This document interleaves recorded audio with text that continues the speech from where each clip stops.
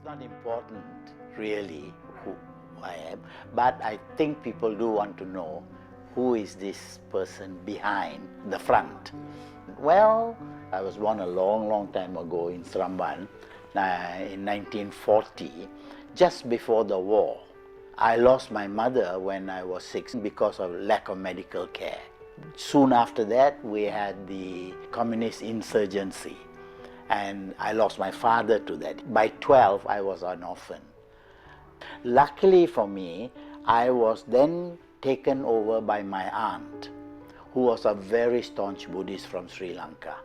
That faith that she had in the Buddha, Dhamma and Sangha, she passed on to me. That's actually where I began. I can still remember every evening without fail at 6 o'clock, she would gather all of us and we would pray. We would do the puja. We did it and it became part of us. All right, all of that until I reached Form 5 in St. Paul's, Sramban. When I was in Form 5, Vesak, we came to KL, to the Brickfields Temple, and we went into the shrine room. And there was this very tall monk, I can remember. This was the first time I met K. Sri Dhammananda. This was in 1955. And then I got a scholarship to become a teacher in England. I'm a Kirby trained teacher. This was in my second year, 1959. I was invited by a Christian group to explain to them about Buddhism. I can guarantee you not one of them became Buddhist as a result of that. They were completely confused. That's how little I knew. I knew there was a thing called Four Noble Truths, and I was spilling this out with no understanding.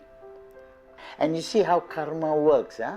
I was now about 19 years old. I'm in England. All right?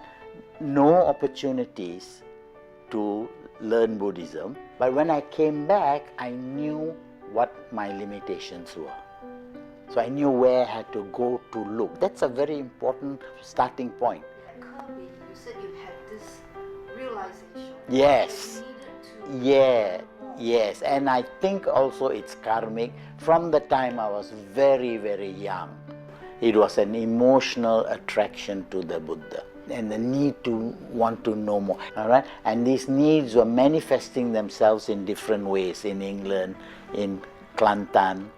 And then I get the opportunity to study in MU, and that meant that I could come to the Brickfields Vihara. There I became close to the chief because I was studying English. Even then I could write very well. All right? And chief needed somebody to put his thoughts on paper. And here I was, a university student, plenty of time to spare. This was 1963 to 66. They were important years in my development. That's the time I got to know Chief. And I suspect Chief recognized that here was a guy who could serve Buddhism. So he spent a lot of time with me. I'm very grateful for that. But still, I was a student. After my university days, I was posted to Terengganu. In Terengganu, there was a Chinese group. They found out through the school I was teaching that I was a Buddhist. Could you come and share Buddhism with us?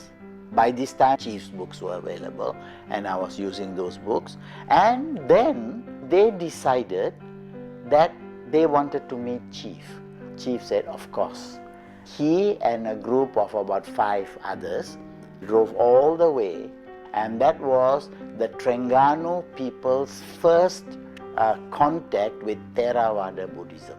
When Chief came into the picture, he attracted a group of young people, Karunatyo, Goseng Chai. They followed him back to KL, meaning they found a job in KL, yes, and became associated with BMS. They made huge contributions to the development of Buddhism in Kuala Lumpur under BMS. Finished my contract with the government, and I applied to teach in Klang High School. I was living in Section 14 PJ. it meant evenings I could spend time with Chief. Chief used to give me lots and lots of work to do. That was my learning process. This was in 1967-68. In that time, Chief used to give talks. And suddenly he would say, you talk. I don't know what to talk.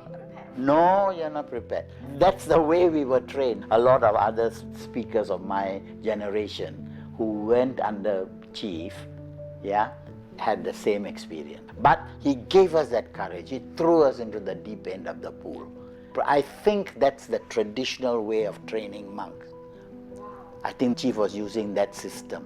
One year, Vesak Day, there were at least 2,000-3,000 people around the Bodhi tree. He turns around and he tells me, I have a cough, you talk. People started calling me to give talks. So what I did was, I make notes. And I would go and I would rehearse the talk with him. Took me about 20-30 minutes to go through the talk with him, and he gave me that 20-30 minutes. That's what I'm grateful for. And Chief bought me an overage protector because nobody used that those days. That was very advanced, all right? And it helped me a lot because the notes were all there, all approved by Chief, so I was no danger of going wrong. And he would sit like that, and he would just go like that, right till the end. And when I finish, he'll say, that means okay. That means okay.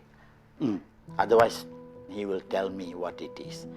From day one, even before I came into the picture, Chief was very interested in publications. He would get people to write little booklets, shared his ideas and told them to write, and then they come back to him. In my case, what happened was, he gives a talk on Friday. This talk is recorded, transcribed. My job would be to clean it up and make it readable, presentable. The great advantage of that was I was learning.